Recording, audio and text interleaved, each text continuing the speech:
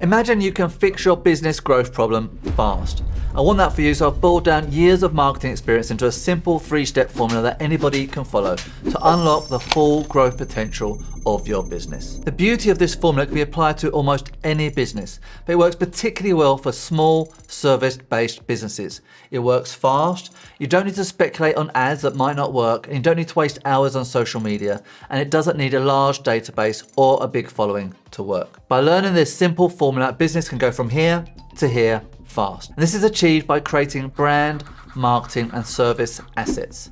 The better the assets you have, the faster your business will grow. The trick is knowing which ones to create that will grow your business at the fastest rate. And that's what we're about to explain. So if you're scared to look at your accounts at the end of the month, or your profit growth just isn't what you want it to be, and maybe it's stuck in the single digits or less, then this is for you, because if a business isn't growing, it's dying. I'm going to take you through this 1, 2, 3-step formula using a bucket and sponge, Batman, and a hot date to explain how. And if you follow these steps, by the end of this video, you would have created your 30-day sprint challenge. So you can start taking your business to the next level. But before we even get to the formula, you need to learn the first of 3 key principles first. Okay, let's get into it. So the real wealth is created by those who build assets. So here's Peter and Petra. They go door to door offering to wash cars. Peter has washed 4 cars, he's made $40. Petra has washed 12 cars, she's made $240. So why the big difference? So Peter's assets were a bucket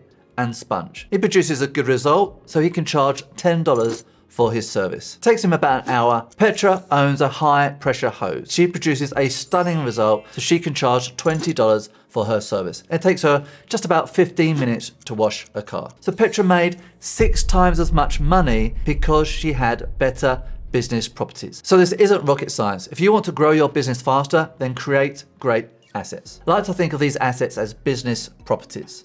So the first key thing to remember is property powers profits. Here's a few examples of great brand, marketing, and service assets for your reference. Grab a screenshot or download the PDFs for reference. Now I want to talk about step 1. A business without a growth plan is like a sailboat without a sail. It's going to bounce around out of control, going nowhere without any direction. Now, just like a Google map, a plan to be effective needs 3 different things. Number 1, it needs a destination. Now that might be 10 new high-paying clients per month or something else. Second thing we need is a starting point. The best way to learn what your starting point is and your potential for fast growth is by completing a marketing audit. A marketing audit reveals what assets you have and don't have, strategic gaps in the business, also ranks what those assets are from bad to good to great. And combined with customer insights, which we're about to get to, together they will show you the fastest way to grow your profits. Now ideally this is done one-to-one with an experienced CMO or CEO. And if you want to help doing this, then do let us know. Alternatively, we actually have a free marketing audit link in the description where you can do that online for free now. Once you've selected your destination, you know what you are aiming for. Once you've completed your marketing audit, you know what your starting point is. Now you need to know how to get from here to here, and this is the fun bit. So the third thing our growth plan needs is customer insights. They're critical. So the second point to remember is insights inspire assets. So how do we uncover what these customer insights are? We actually use something called human-centered design techniques to do this. These insights allow us to improve the business, create better assets, prioritize asset creation, and grow the business at the fastest possible rate. There's hundreds of different ways to get to these insights. I'm going to share 3 of the best with you now. Number 1, this is a tried and tested method used by small and global businesses alike. It's quick, easy, and surprisingly effective. Nike used this method to create a revolutionary new sports shoe that used zipper or Velcro rather than shoelaces. This method is called Extreme User. Simply select an extreme user and reimagine your service to meet their needs. This encourages innovation. Nike used a teenager with cerebral palsy who struggled to put his own shoes for inspiration. I actually find using famous and fictional extreme users works even better. So if you want to play along, then just select one of the extreme users from those on screen right now. Pick someone that wouldn't normally be able to or wouldn't normally want to use your service. In a moment, hit pause on the video and give yourself just 3 minutes to reimagine your service to meet their needs. Okay, hit pause and give it a go. Let me know, who did you pick and what ideas did you come up with? Now, the beauty of this approach is it provokes ideas and makes suggestions that you probably wouldn't otherwise find. So this method is widely used in product design, marketing, and social sciences to create more tailored, human-centered solutions. It provides deep insights, reveals hidden needs, desires, and challenges, and it leads to improved customer understanding. London Underground used this method to dramatically reduce waiting times. It's called Ethnographic Research.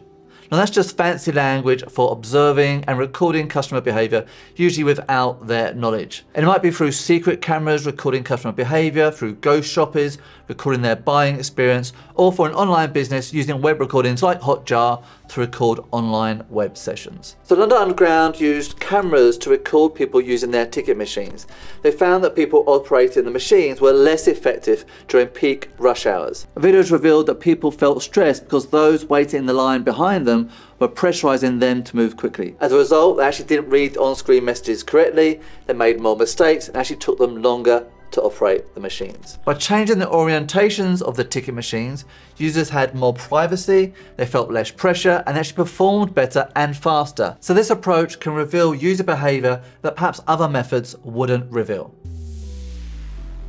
So save the best to last. Now in good hands, this is the most powerful tool of all, in my opinion. So this is best for small businesses, owner-operators, coaches and consultants, service-based businesses. It's not such a good fit for bricks and mortar shop owners, large businesses with tens or even hundreds of different customer avatars, businesses with multi-layer management structures that restrict and stifle innovation and change. And the benefits, frankly, there's so many benefits, there's too many to talk about. So I'm just going to cover the top 10 and we're going to do this in reverse order.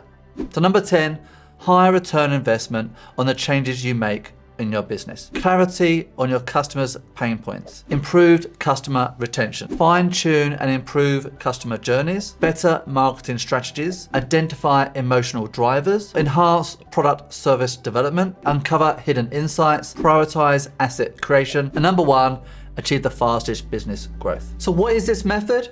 It's customer experience interviews. Okay, so common mistakes. Many think their business is too small to use this method. In reality, you only need about 5 good interviews to reveal powerful insights. More interviews tend to just confirm your previous findings. We recommend 5 as a minimum, 7 preferred. Interviews need to be long to reveal insights. Not true. I would say the average duration for our interviews are about 10 minutes only. They think the clients won't give them the time they need. That's not been our experience, so we suggest sending out 10 to 15 invitations via email or text message. You'll probably get the interviews that you need. And some are scared of bad feedback, but actually negative feedback can be more useful than positive feedback. So don't cherry pick customers, pick randomly or pick from a cross section of your current or recent customers. And the number 1 mistake, and it's a big one. Imagine you go on a hot date. Everything goes great.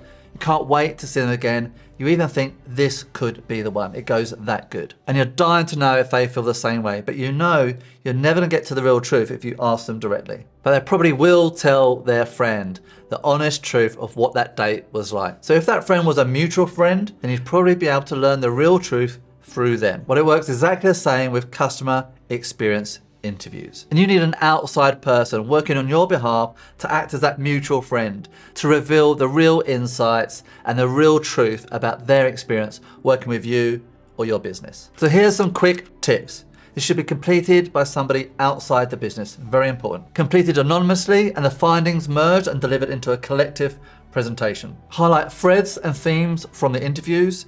Focus on items that can grow the business profits swiftly. Now, often this is done using word clouds to highlight words and the language used.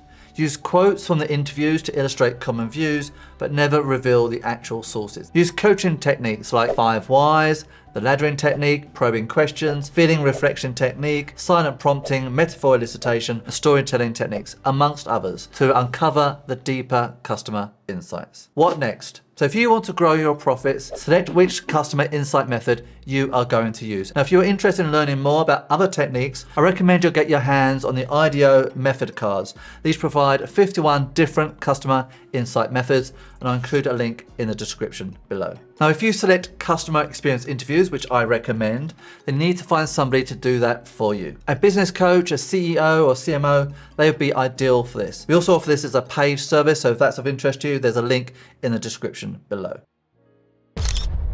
Once you have your customer insights research complete, simply filter those findings to reveal the elements that you think you can deliver the fastest, that will grow the business the fastest. And this is how we do it. We'll look for themes in the feedback. We highlight the ones that are within the capabilities of the business to create and that have the greatest potential to grow profits. We then brainstorm different asset ideas to solve those highlighted themes. And then we place those asset opportunities in order, based on their ability to grow the profits of the business. So a good selection is one that can be created swiftly, is within your existing capabilities to create it, will add profit to the business, will be evergreen, meaning it will last a long time, and is measurable and verifiable. And simply make the top one the focus of your sprint challenge, and that's what we're going to talk about next. Now you've got all the information you need to craft your sprint challenge, and I've put a link in the description to download that. Now, if you have a team, it's important you get everybody on board. Everybody needs to be pulling in the same direction. I recommend doing sprint challenges over 30 days. So whilst these tasks cannot replace your core business tasks, which you still need to do, everybody should be focused on this. So the third point to remember is there's no growth without action. So create your sprint challenge, put it into place, and get it done. So I want to check if you've been paying attention. So let's find out. What's the missing word here? Property, powers. What inspires assets? And there's no growth without.